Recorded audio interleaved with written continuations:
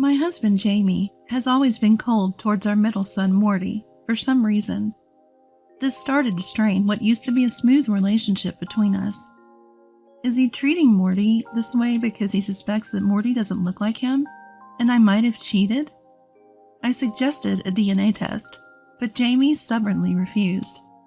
Suspecting something was off, I took the liberty of getting a DNA test done on Morty myself. What I found out was beyond belief. My name is Mia. I'm 35 years old. I work full-time to support our family. Jamie and I will soon be celebrating our 10th wedding anniversary. We hit it off at a party, and things went smoothly to marriage. We have 3 kids. Our eldest son, Mark, our middle son, Morty, and our youngest, Lucia. Jamie has always been thrilled whenever I was pregnant. When he found out Lucia was going to be a girl, he was so happy he even teared up.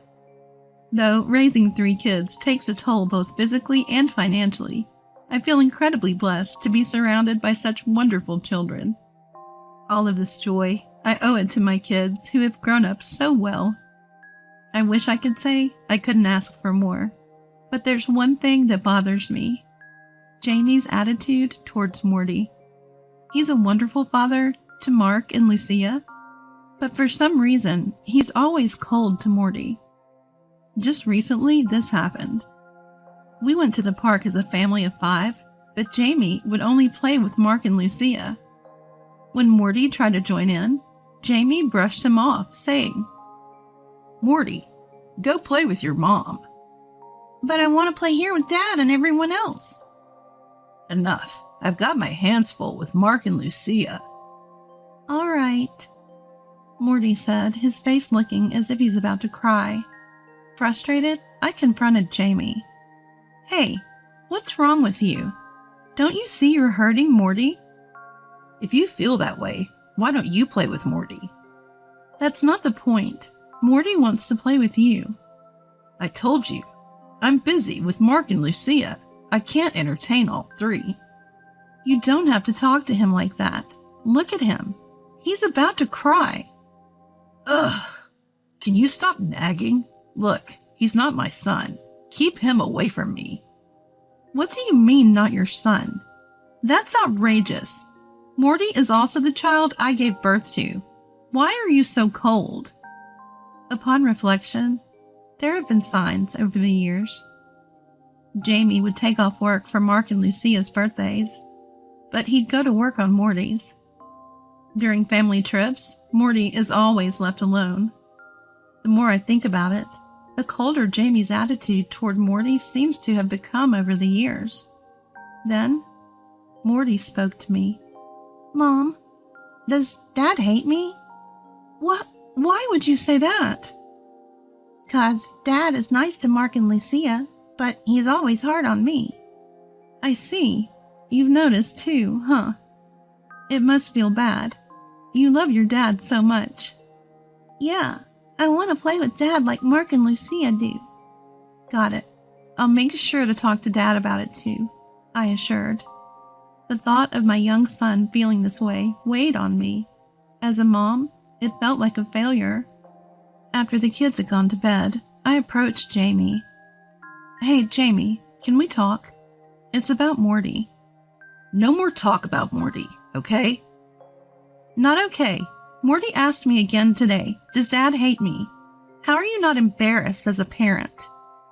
"I don't hate him. It's just, compared to Mark and Lucia, I don't find him as endearing." "What? That's your reason? They're all our beautiful children." "You wouldn't understand. Just leave Morty's issues to you. Don't involve me anymore." Jamie stormed out, slamming the door behind him.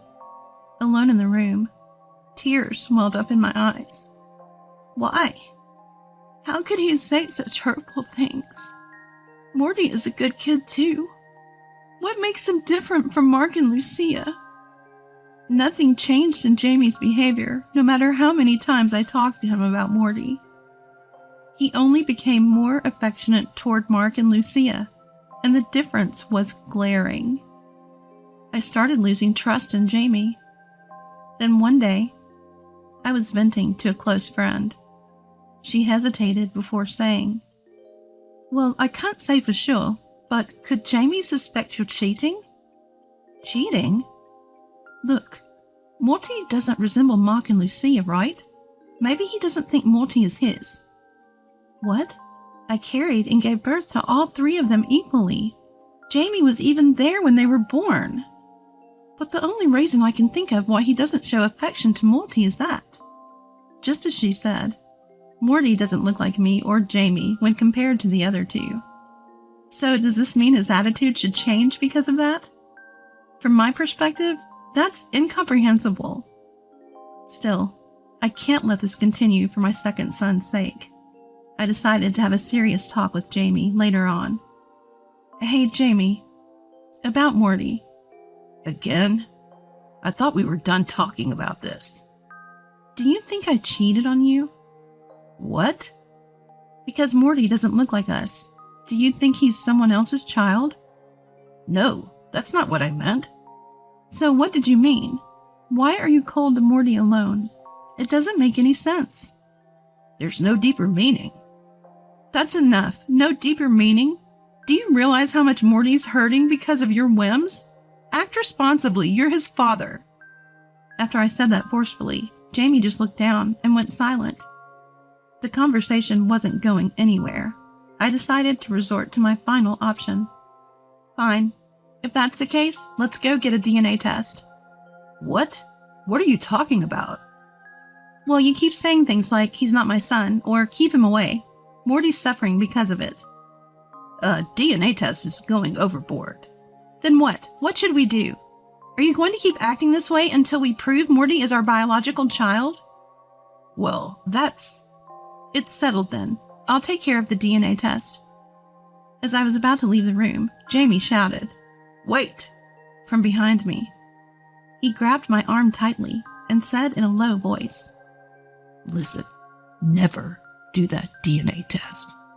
Faced with an expression I'd never seen on him before, I got cold feet for a moment. But I couldn't back down now. I clenched my shaking legs and looked him straight in the eye. "If you can't treat Morty like you do our other kids, then I'll insist on a DNA test." Stop this nonsense. We don't need to go to that extent. "It's because of the way you're treating Morty.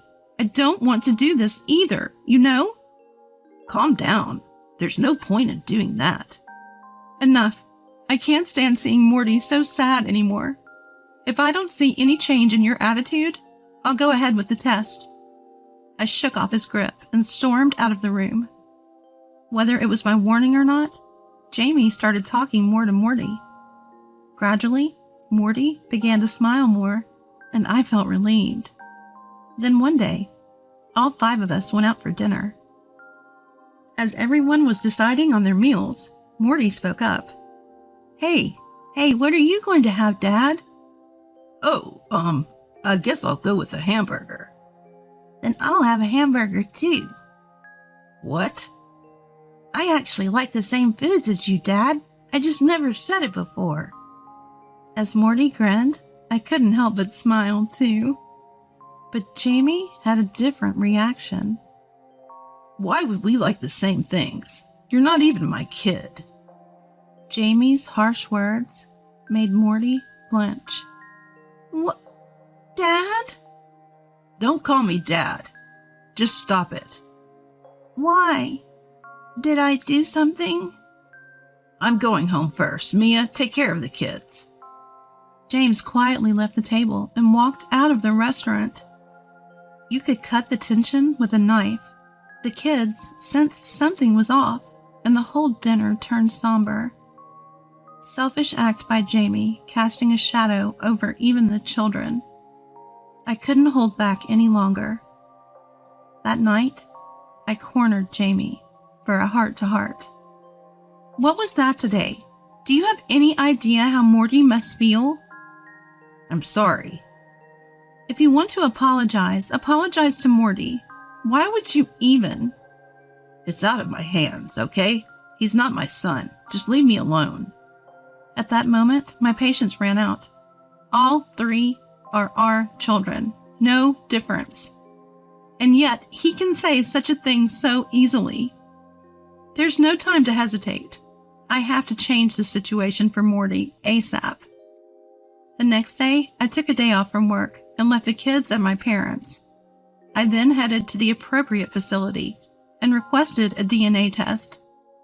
I explained the situation to my parents and decided to stay with them until the results came in. That night, I received an out-of-breath call from Jamie.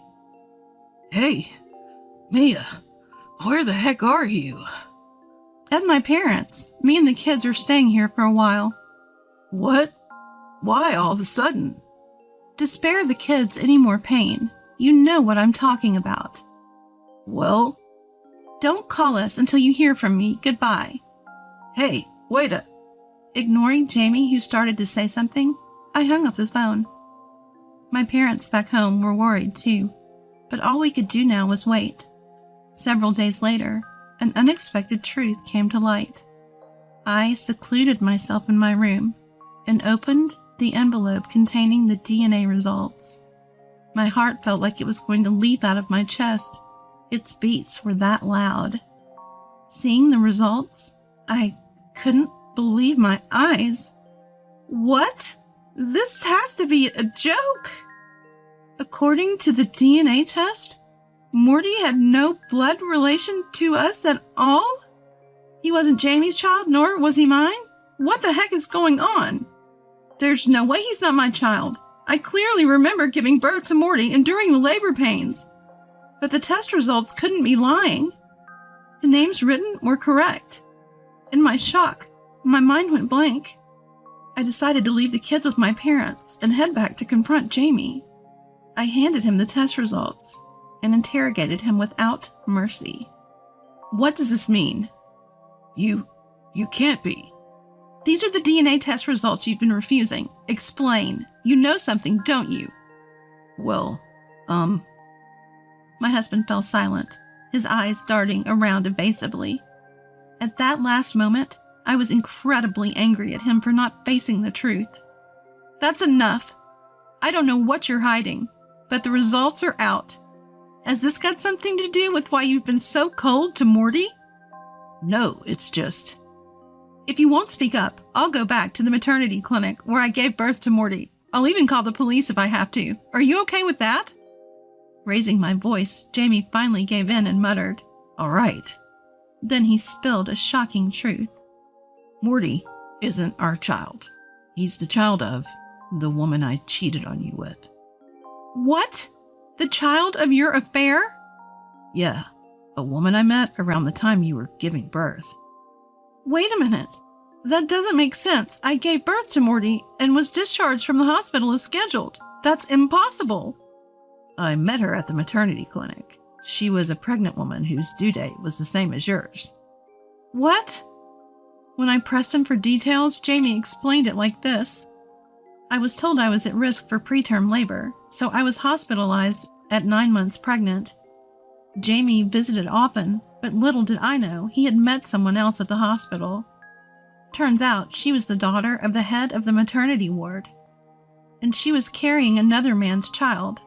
She fell head over heels for Jamie when he came to visit me. Apparently, she was forced into marriage by her parents to produce an heir. Maybe that's why her infidelity escalated. She wasn't in love with her spouse. Under these unique circumstances, Jamie and she began to have an illicit affair.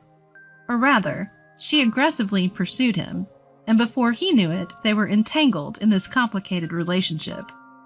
She gave birth to her spouse's child on the same day I did. Then she cornered Jamie. I want to raise your child. If you don't let me, I'll spill the beans to your wife. Switch our babies. In short, it was blackmail.